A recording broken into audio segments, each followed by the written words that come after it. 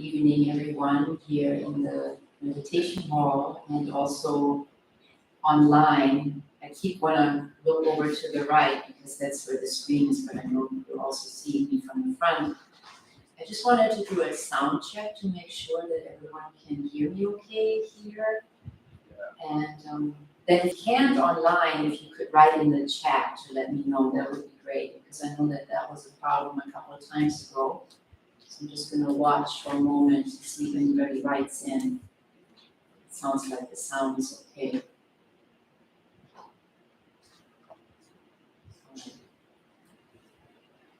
So why don't we just take a couple of moments, a couple of minutes rather, as we normally do in this class, to just sort of land here together, come into silence together as a community. Just releasing the past, the future, just being here with our breath, with our body, fully present.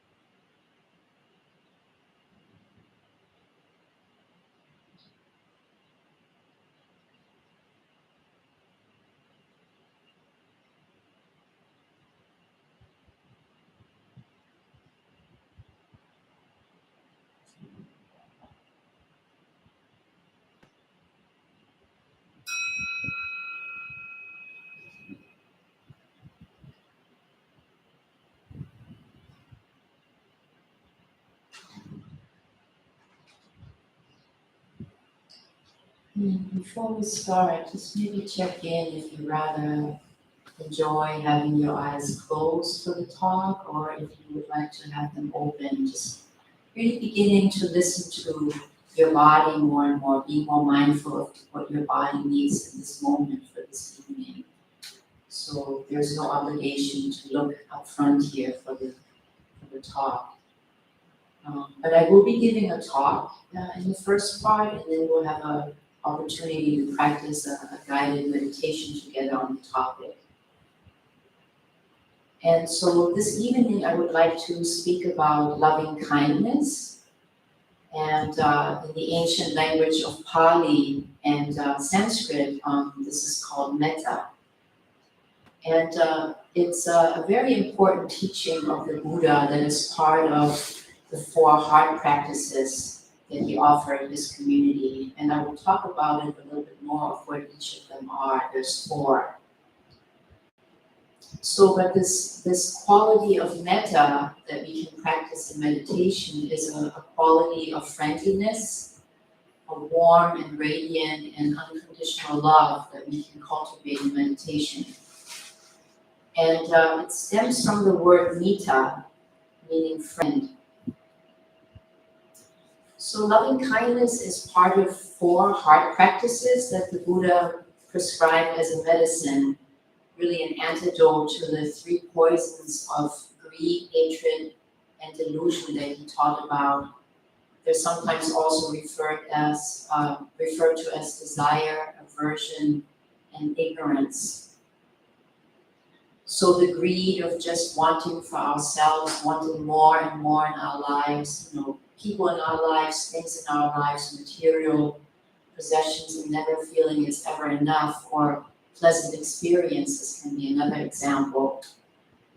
And then the hatred or aversion towards, for example, people we find offensive or unacceptable, distrusting in some way, or unpleasant experiences that we want to push away, maybe people that trigger us. So that's an example of hatred or aversion.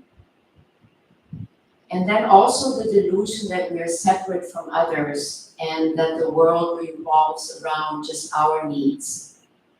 And pretty much we can see that play out in the world just by watching the news every single day.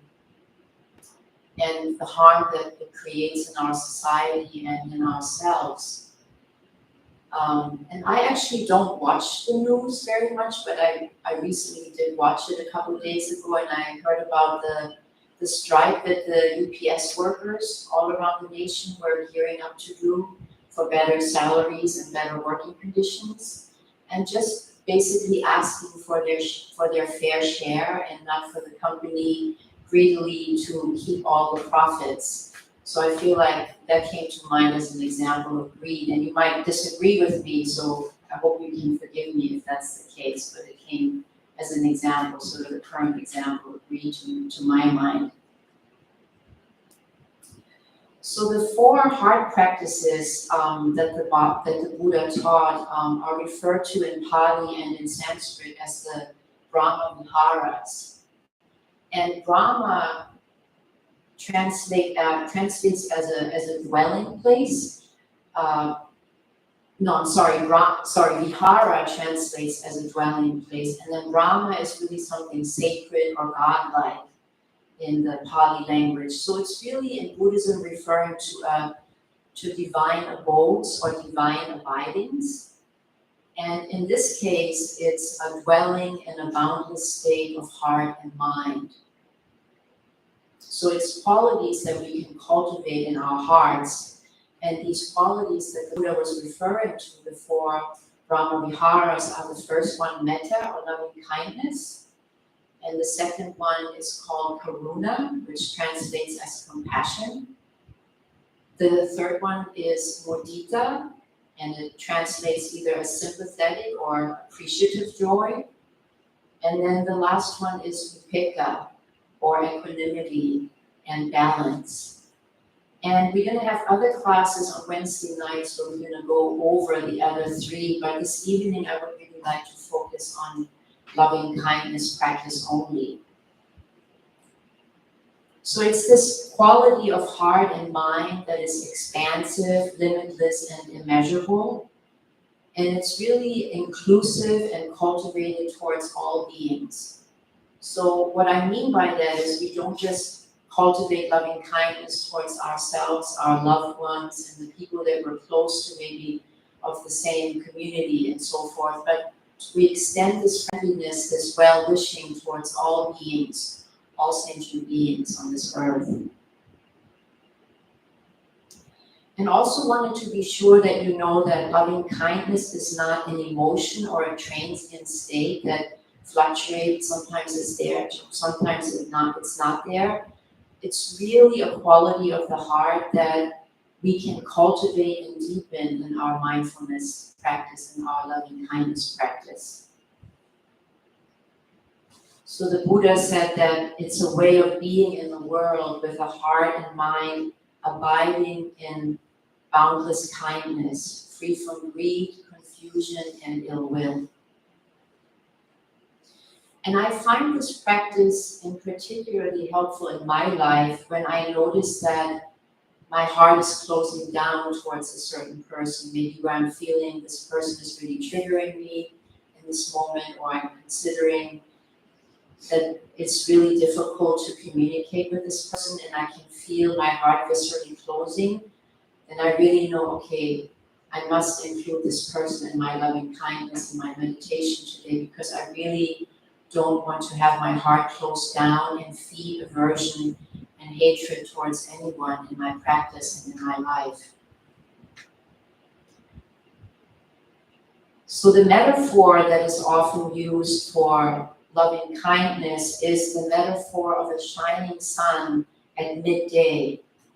So if you imagine for a moment the sun shining, being all the way up in the sky, the sun doesn't just shine over here a little bit, over there, towards the people that we feel close to, but it really shines on everyone. So without exception, that we include everyone near and far in our practice, people that we feel friendly towards, that we feel neutral towards, that we feel difficulty with, and even people that we don't even know. We can cultivate loving kindness towards everyone in our meditations and in our daily lives. And I'm sure that a lot of you, or maybe even all of you, have heard about Ram Dass. He was an American spiritual teacher and yoga practitioner. I think he died maybe just in the last couple of years. And he also adopted Buddhism as part of his spirituality. And he always told his practitioners that he had both a picture of Gandhi and a picture of, I actually forgot his first name, he used to be our vice president under George W. Bush, Dick Cheney, on his altar. So one person, as you might imagine, was a person that he revered, in this case Gandhi, and then the other person, Dick Cheney, in his case, or in his opinion anyway, was someone that he had difficulty with because of his politics. But it was very important to include both of them on this altar. And that's because he acknowledged that all of us carry the seeds of hatred and love in our beings, and that he wanted to not shut anyone out of his heart and include all of us and everyone in his loving kindness practice. And just simply by the knowledge that everyone suffers and everyone wishes to be happy, even the people that give us a hard time or that we just don't understand why they might act a certain way at all, that triggers us.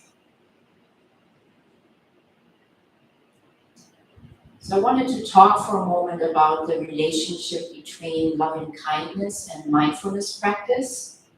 Loving kindness being a quality of mindfulness. So if the inclination of mindfulness meditation is to be aware of your internal and external experiences, like your breath, your body sensations, feelings, mind states, sounds, the inclination of loving kindness is really to befriend what we're experiencing, to not push away, to not push anything away. And I think I mentioned this metaphor of loving kindness practice being that of the two wings of a bird, the one wing being that of being aware of what's present, and then the other wing being that of including everything or welcoming everything with a loving attention. So the teacher that I did my 2-year mindfulness meditation training with, Jack Hornfield, he often eloquently leads his practitioners through guided meditation and using this metaphor of letting everything rise and fall like waves of the ocean around the breathing and mindfulness meditation. And so in loving kindness practice, it would be like letting everything rise and fall like waves of the ocean without any judgment, befriending all of our internal experiences and maybe even what we experience on the outside as best as we can. So really by practicing loving kindness, we cultivate and abide in loving kindness to interrupt the tendency towards hatred, aversion, and ill will in our hearts and minds.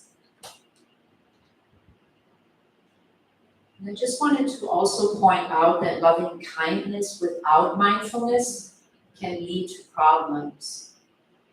And for the people that have come here for a long time, and maybe the people who have come for a long time to Wednesday night's loving kindness practice, I'm sure that you're aware that in Buddhism there is a near enemy to loving kindness, or what's considered a near enemy and a far enemy.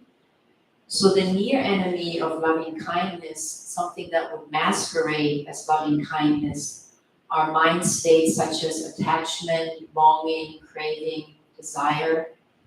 And so they look like loving kindness, but they're actually not. So I'd like to offer or invite you just for a moment to close your eyes and sort of participate in a mini practice with the near enemy. If you're not comfortable closing your eyes, that's perfectly fine. So for a moment, just think of when you feel most loving towards another being.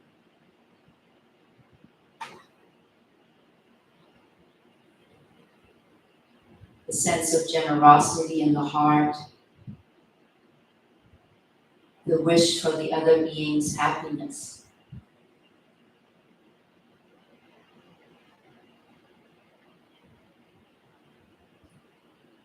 And now switching from that, think of when you have felt strong desire or attachment towards another being. How there's a feeling of wanting or holding something for yourself.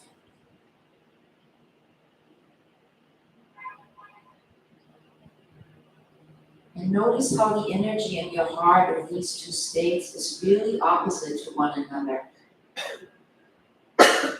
One is more of an offering, and the other is a taking, a holding on.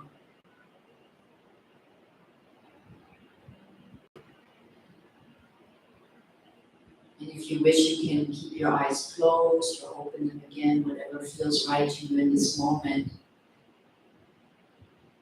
I wanted to share a passage that I feel captures the beauty and power of loving kindness by a French author by the name of Michel de Montaigne, writing about one of the great friendships of his life. He said that in a truly loving relationship, which I have experienced, rather than drawing the one I love to me, I give myself to him. Not merely do I prefer to do him good than to have him do good to me. I would even prefer that he did good to himself rather than to me. It is when he does good to himself that he does most good to me. If his absence is either pleasant or useful to him, then it delights me far more than his presence.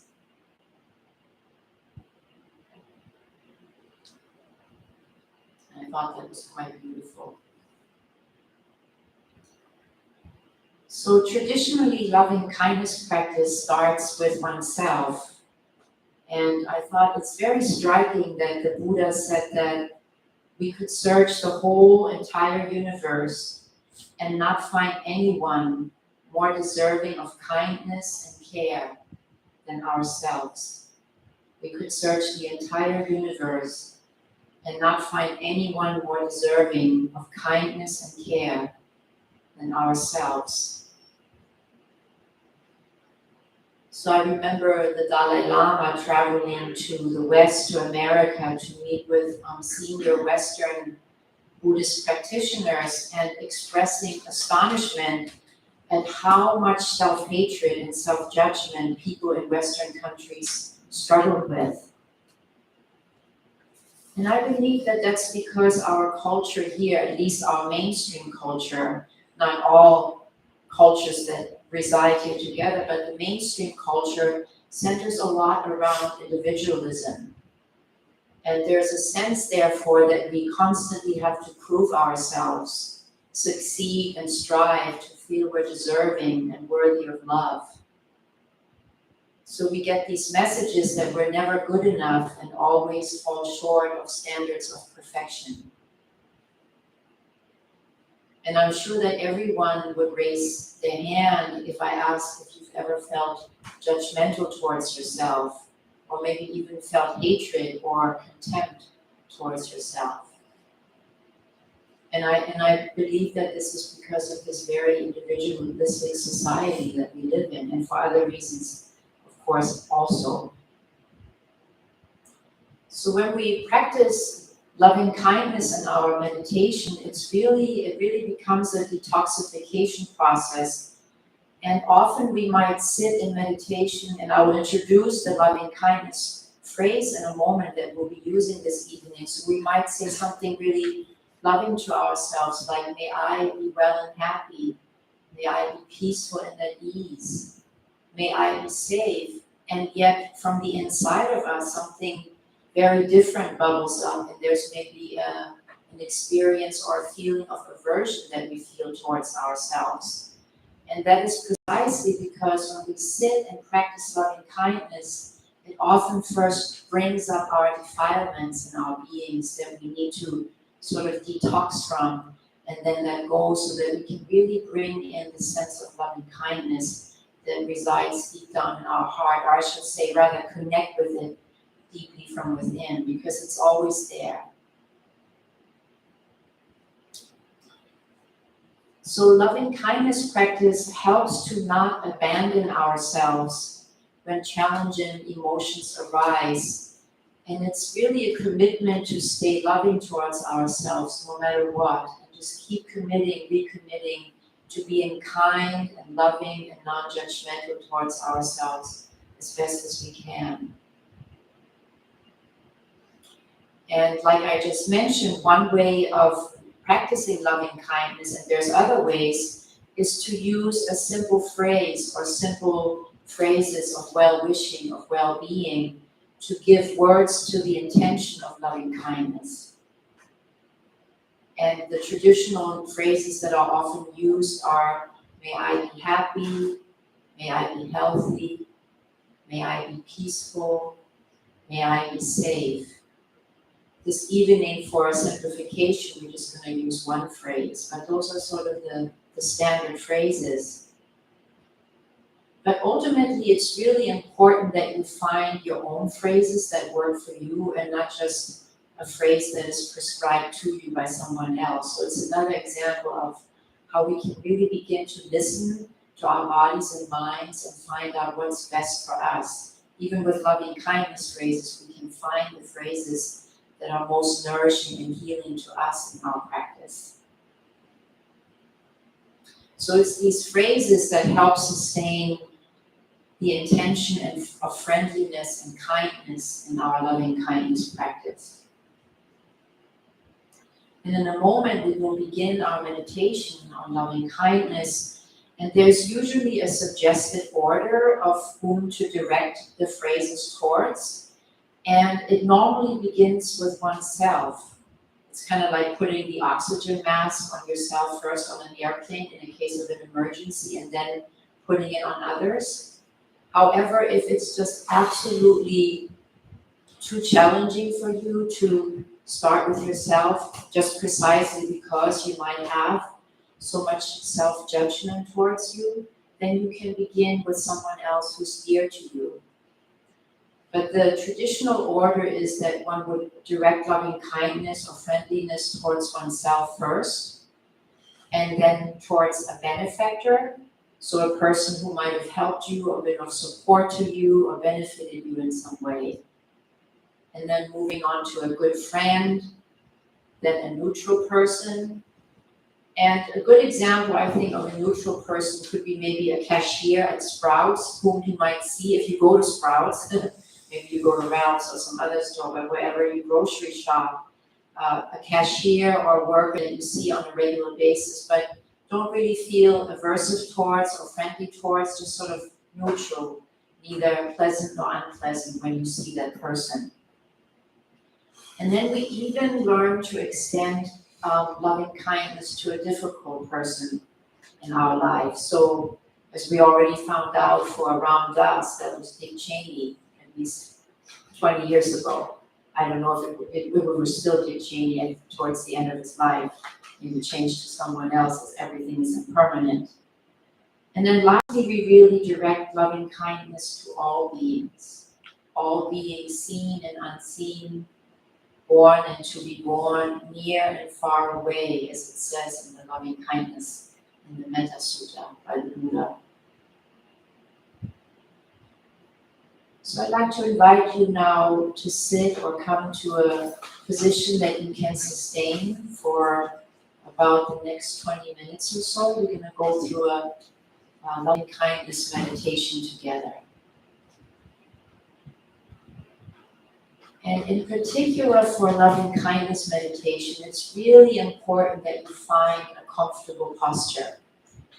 So in this case, it probably is not conducive to the practice if you sit up towards the front of your chair like in a Zen, more sturdy Zen practice, but maybe lean back.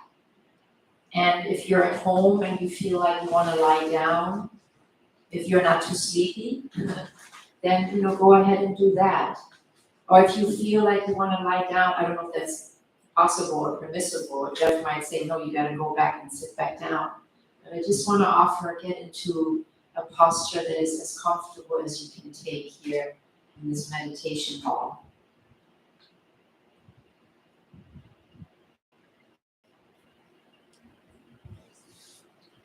And just begin the meditation by getting a sense of your body.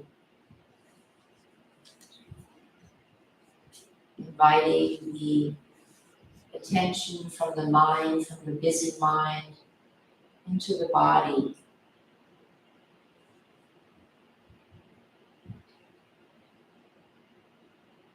Breathing in, knowing that you're breathing in.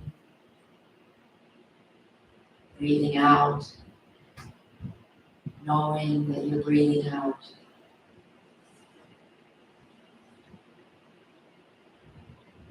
And perhaps noticing where it's most easy for you to feel the sensations in your body, the sensations of your breathing, belly or chest.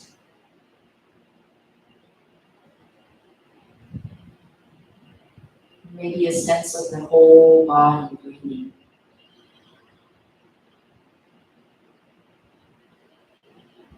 So just getting a sense of the sensations of breathing as the breath comes in and the breath goes out.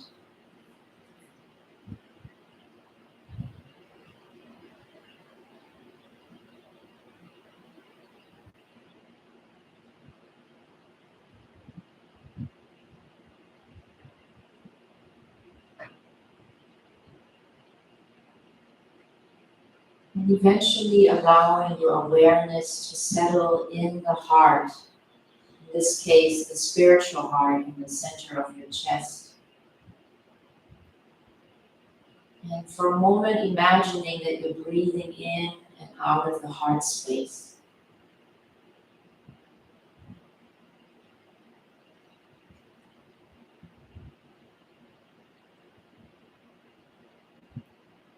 And we'll begin our loving kindness practice by directing it towards ourselves first. So I'd like for you to begin by picturing yourself as a child. Bringing to mind a quality you like about yourself.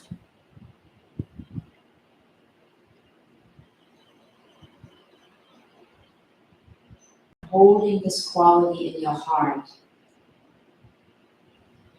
as you begin your loving kindness practice. And the phrase that I'm going to be offering for our practice this evening is simply, may I be well and happy. And you can take a moment to decide, is this a phrase that resonates with me, or is there another loving kindness phrase that I'd rather direct towards myself?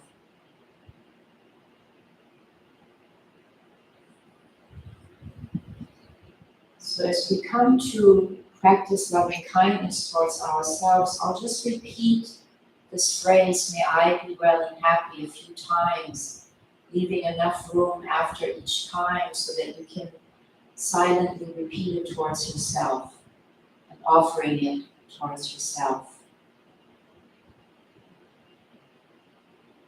May I be well and happy.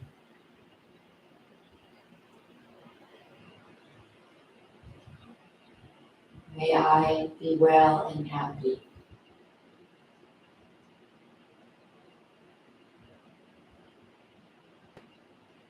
May I be well and happy.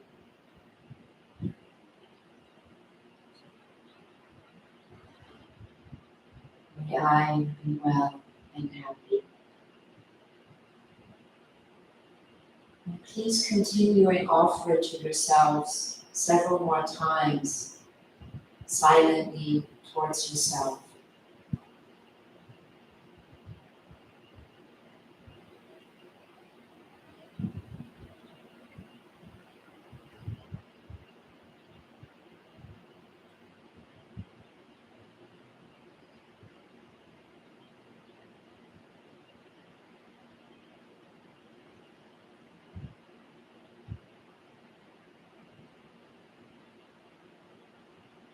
You can notice what may arise in your heart and mind as a result of your loving kindness practice. And try to befriend any emotions or thoughts that may arise as a result of this practice. Continuing the phrases at a pace that feels right to you.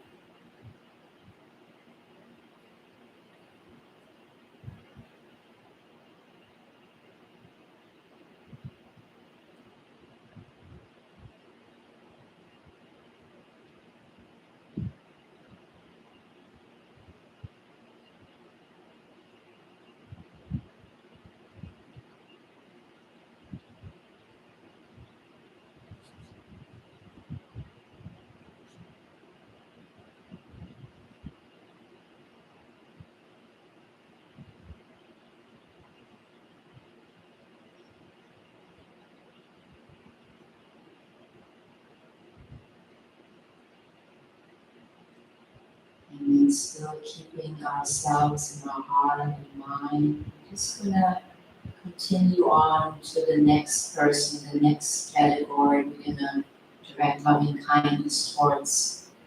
And that's a benefactor in your life. So a person who has helped or benefited you in some way, supported you in some way.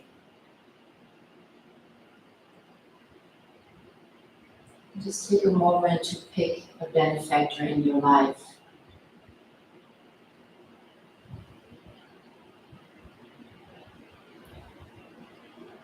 And then also bringing to mind one of their positive qualities and hold that quality in your heart as you practice.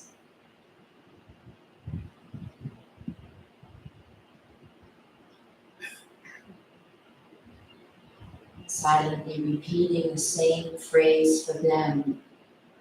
May you be well and happy. Just continuing the practice on your own for your benefactor.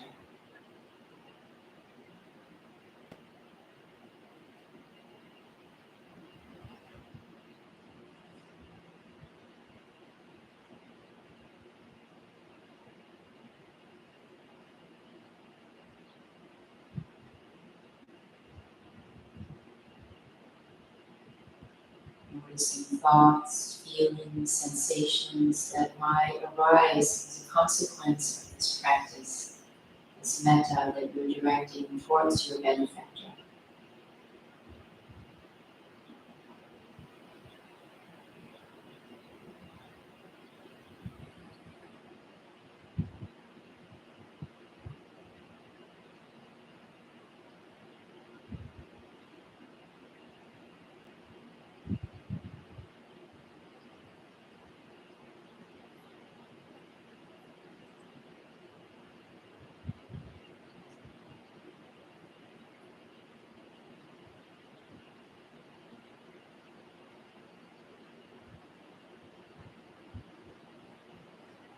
And now, still keeping the benefactor in your heart, imagine that the benefactor is sitting to one side of you and they're remaining there throughout this loving kindness meditation with you.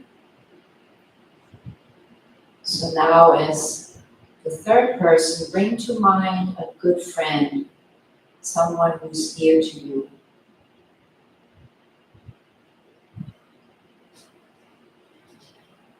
And also reflect for a moment on a positive quality that you appreciate in them.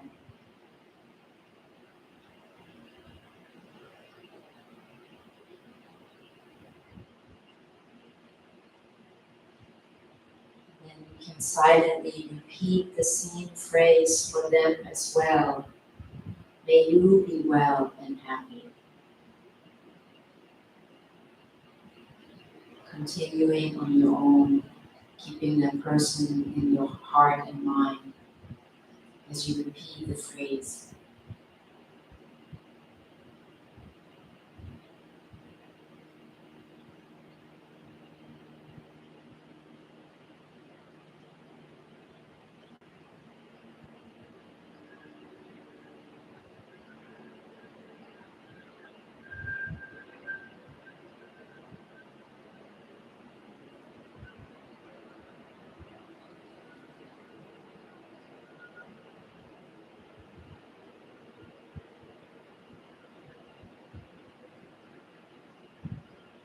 Now, keeping that person still in your heart, sit them down on the other side of you, sort of beginning to form a circle now with your benefactor and with your dear friend as you continue this loving kindness practice together.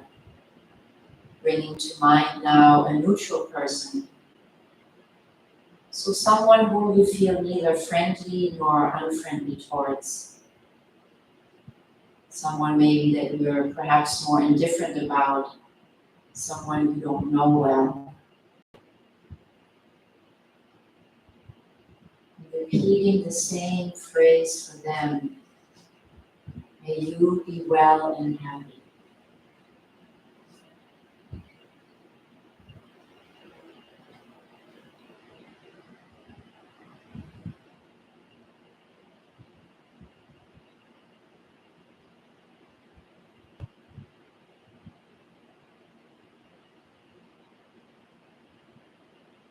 Noticing again what arises within you due to directing loving kindness towards the neutral person.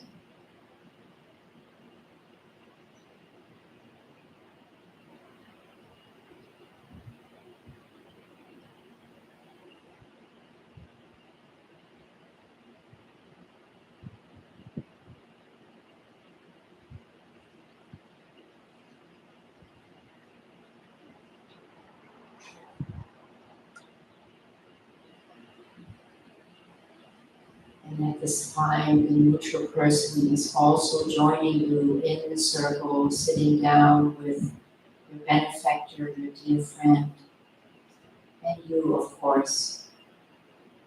As you now call to mind someone who is difficult in your life, maybe someone who challenges you, who triggers you. And I would suggest that it's not someone that has harmed or hurt you, because it's really not enough time to skillfully work with this in the short meditation to bring to mind someone who has harmed or hurt you, but rather maybe someone who's just a little irritating or annoying in your life? Who might that be for you?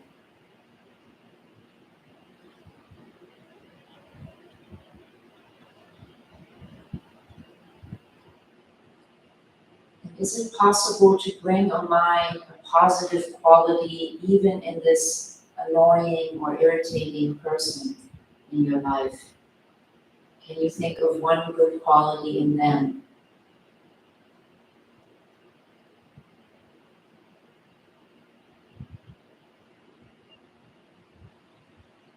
And we're going to extend the loving kindness phrase even to our difficult person.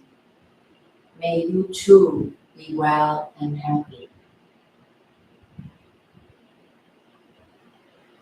Continuing on your own with the practice.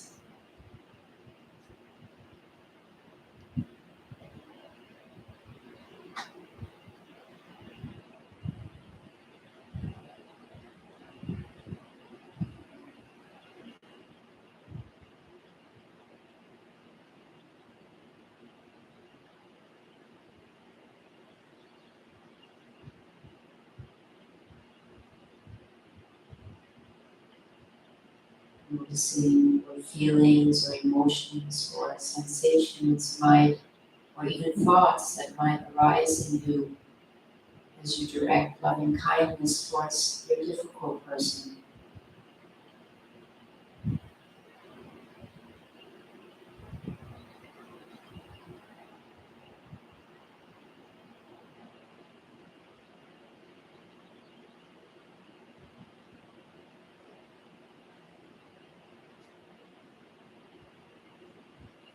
And now even inviting the difficult person to join you in the circle.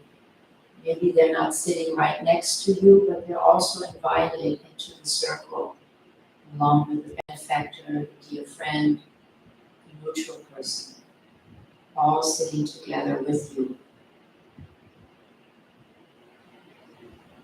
And then from here you can expand your loving kindness practice to include all beings, seen and unseen, out from your own family and communities to the entire city, the nation, all nations, the whole earth,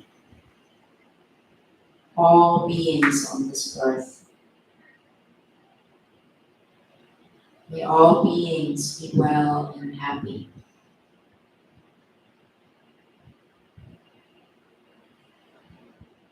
May all beings in this circle be well and happy as it continues to widen and expand to all beings on this earth and everywhere.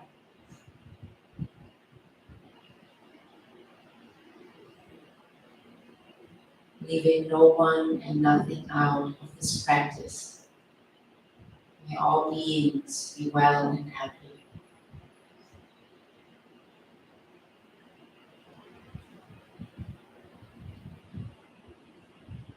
And please continue this practice on your own in silence for another 5 minutes or so, just practicing in a way that feels right to you to direct loving kindness towards all beings.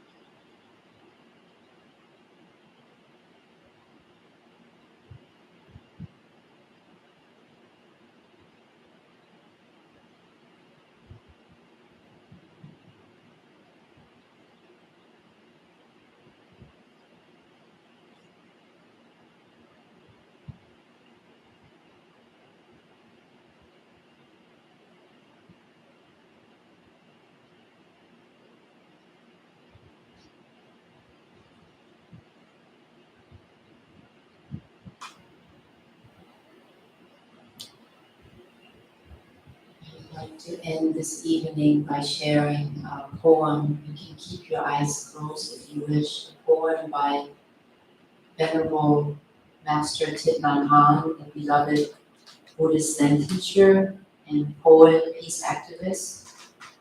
And he wrote this around the time of the Vietnam War, after he had to flee Vietnam. Don't say that I will part tomorrow. Even today, I'm still arriving. Look deeply. Every second, I'm arriving to be a bud on a spring branch, to be a tiny bird with still fragile wings, learning to sing in my new nest, to be a caterpillar in the heart of a flower, to be a jewel hiding itself in a stone. I still arrive in order to laugh and to cry, to fear and to hope. The rhythm of my heart is the birth and death of all that is alive. I am the mayfly metamorphosing on the surface of the river. And I am the bird that swoops down to swallow the mayfly.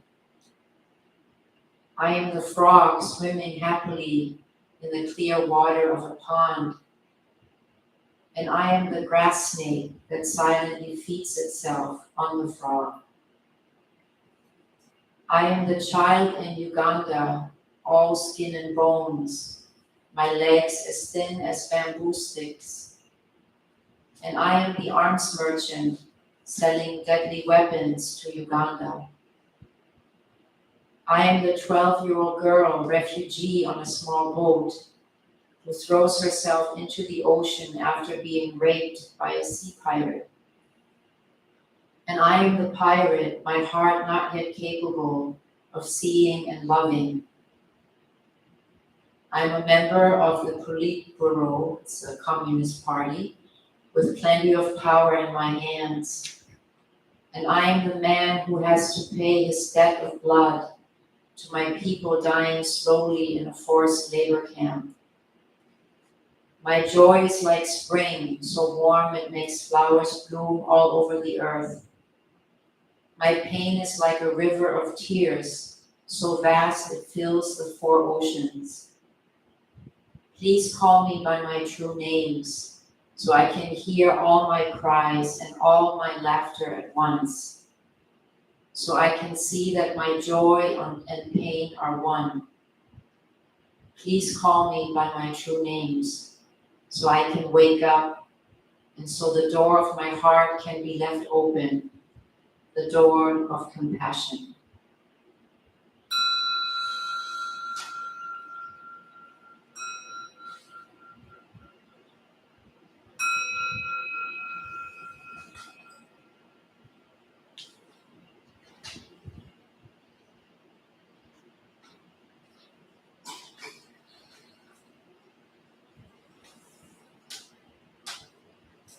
And left a little time at the end in case anybody would like to comment or ask a question or just reflect on how this practice this evening was for them. So.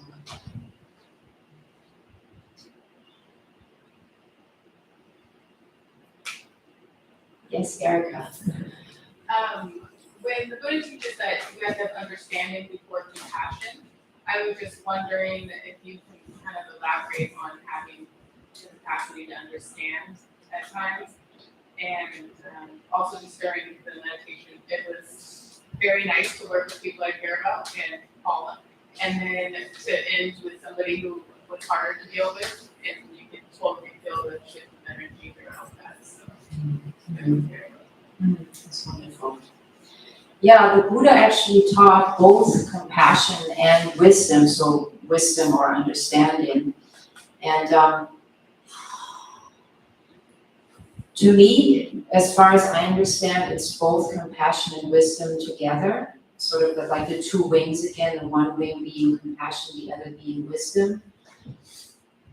What comes to mind when you say that is just to know that when a person is suffering, they're likely to maybe act in ways that are harmful or harming. So to have an understanding that everyone at the core really just wishes to be happy, wishes to be seen and heard, but sometimes might act out of very unskillful or even harming ways, without having come across to teachings like these. So to me, it means to have an understanding that suffering exists in everyone, exists in the world, and then to direct compassion towards all beings, including ourselves. But I'm not sure that this is really what you're referring to. I have a sense that it might be something else. Well, kind of, it's just, well, you know, some things are really like, you just don't understand how you could be this capable of doing something so bad, and then at the same time trying to practice compassion towards that. Yeah. I think the example of the maybe reflecting for yourself, first of all, who the two people on your altar would be, when reflecting a person that you can very easily open your heart to, and then another person that it's very difficult to open your heart for, and then you wonder how can they possibly act in this way. You know, for me, what comes to mind, you know, I was born and raised in Germany, and I know that my country has a very dark history, you know, during the Nazi regime, and you wonder, well, how can you possibly have compassion to someone like Hitler? And I have to be honest, you know, that would be a stretch for me. But all I can think about is that from having read some things about him, that he actually grew up with a horribly abusive father, and now that is not at all excusing what happened in Germany and the millions of people that he killed and murdered. But at least it gives you an inkling of, you know, why there's suffering in the world and why people act in harmful and hurtful ways, committing genocide and so forth at the most extreme level. So maybe just beginning just with that recognition that we all hold the seed of goodness and badness, for lack of a better word, in us, and it all depends on what seed we water. And maybe if we have teachers in our lives or people that we, you know, that we have in our lives on a daily basis, and if they reflect ethical behavior and goodness, we're likely to repeat that. But if we have someone in our lives that steals and murders, you know, as a child at least, we are likely more to grow up to be that person. So maybe that's what understanding over compassion means, to start with that place of understanding, possibly. Yeah. I know it's not quite satisfying yet, I can tell. Thank you for that question.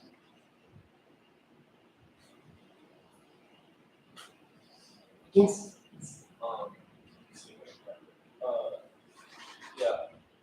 So I've been specifically looking to practice more mindfulness lately, and one problem I have, which is one of the reasons I'm getting into that practice specifically, is like depersonalization.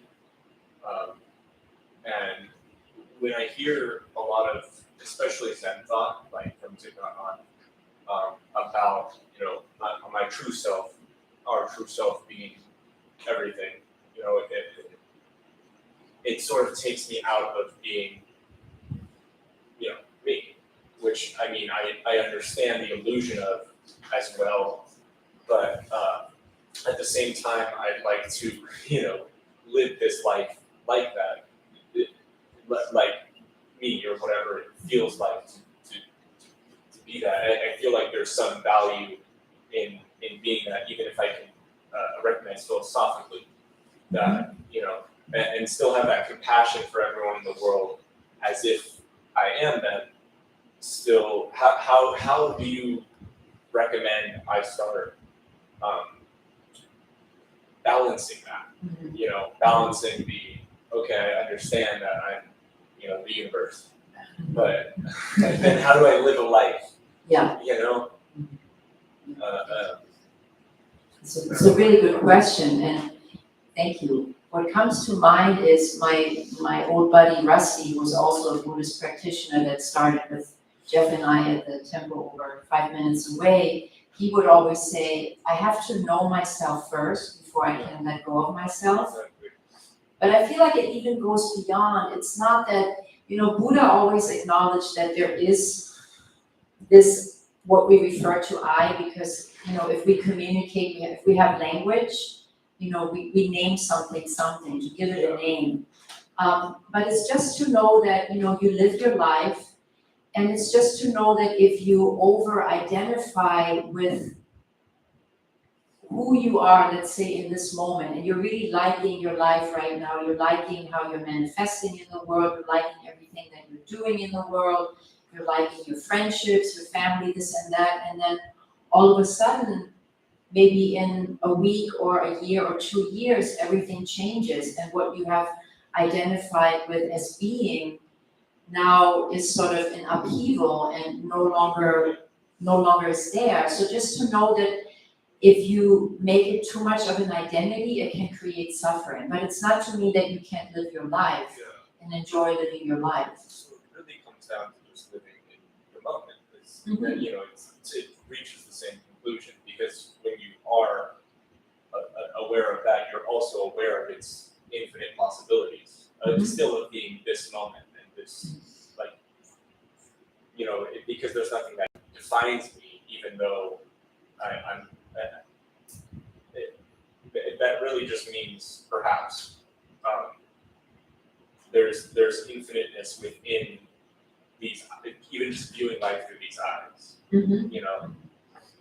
That isn't necessarily to say that, I feel like if then I start to almost depersonalize from this, then I'm not being in the moment, and it seems ironic. I reach these contradictions sometimes with listening to the philosophy and then putting it into my life. It almost seems to, but it is consistent if I look at it the right way, I suppose. Yeah, and I think that a lot of people, and I would guess most people that come to Buddhism or spiritual practice are not necessarily these peoples with these great egos, like look who I am, but oftentimes who comes and walks through these doors, and I'm sure that Jeff will be in agreement, are suffering beings who have really never learned to know who they truly are, or know their own goodness, know why they're suffering, and so it starts from there, and once you really have a sense of that, then you might look at, but if I'm too overly identifying as this or that or the other, then that can create suffering as well. So I think we're on the same page with that. Yeah. Yeah.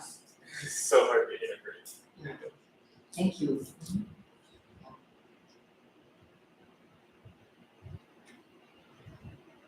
So I have more time, but I also want to be in honor of the time, that it's about 8:02, and if you need to leave, it's perfectly fine. If you want to stay and have another question or comment, that's also perfectly fine, but I don't want to keep you if anybody needs to leave, that's fine, so. Yes?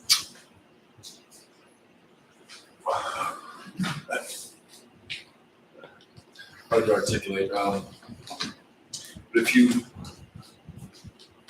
you're torn in this situation as you described earlier as love masquerading as attachment,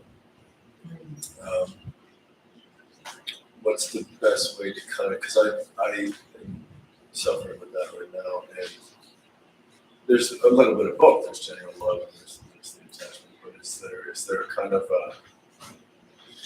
if one was to exhibit kind of loving kindness mantra or whatnot to project towards a specific individual, what's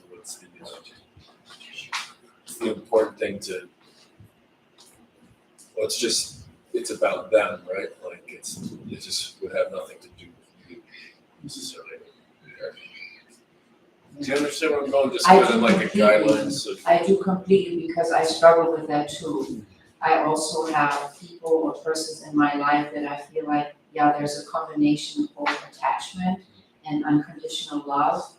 And I see it as a process of moving more towards unconditional love, where I'm not trying to hold that person to me. And when I do, and I do, then I see how much suffering is in that, how that creates suffering for myself. But I couldn't say I'm free from, I'm not free of attachment. I feel like it's more of a process of getting there and just holding them in my heart, really wishing what's best for them. And maybe that even could include not having me in their lives at some point. But that's why I think that's why it's called a practice, right? Meditation, mindfulness is a practice, sort of one step at a time. And also being really kind towards yourself, that if you do have attachments, there's nothing wrong with you. We all have attachments, we're human beings. We're not enlightened yet, so we're just practicing towards that. And holding ourselves gently as well and not being overly judgmental because we have attachments towards people. So I think you're doing a fine job if you have both, where you can have unconditional love and attachment sort of side by side. Yeah, I mean, maybe even some of the unconditional love is towards that individual, whereas the unconditional love towards yourself is your attachment. Oh, I see. Or maybe, or like at least compassion for yourself.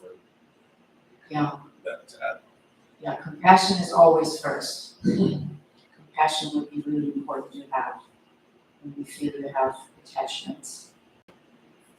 It's never helpful to have judgments. You can have clear seeing and say, oh gosh, I really acted unskillfully here, and I'm vowing not to repeat this unskillful behavior or harmful behavior. And at the same time, you can still be compassionate towards yourself. It never helps to beat yourself up. You can recognize, ouch, that was really unskillful. Or like a friend of mine likes to say, oops, I blew it. I'm really gonna intend not to do that again.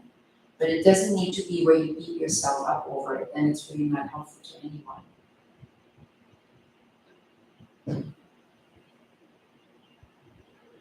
And maybe sit with that for a little, for some time. I think the hardest thing with the blew it or whatnot is that was it.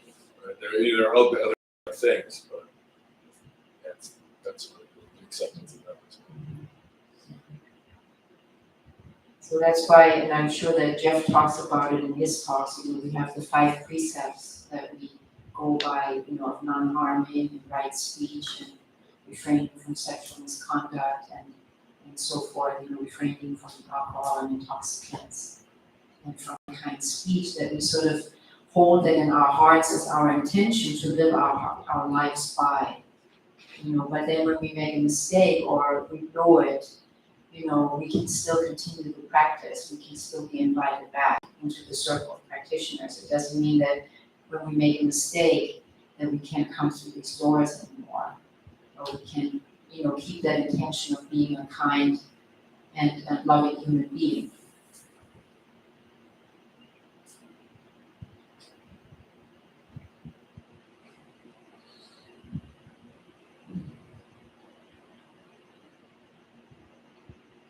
Just let that settle. Just maybe practice for that so long.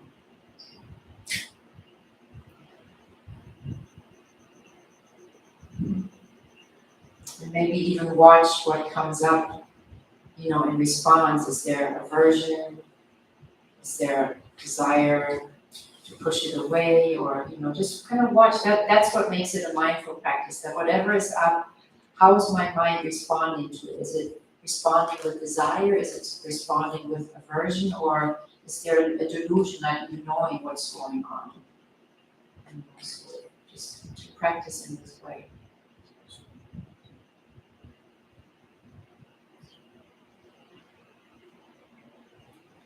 Thank you so much for joining.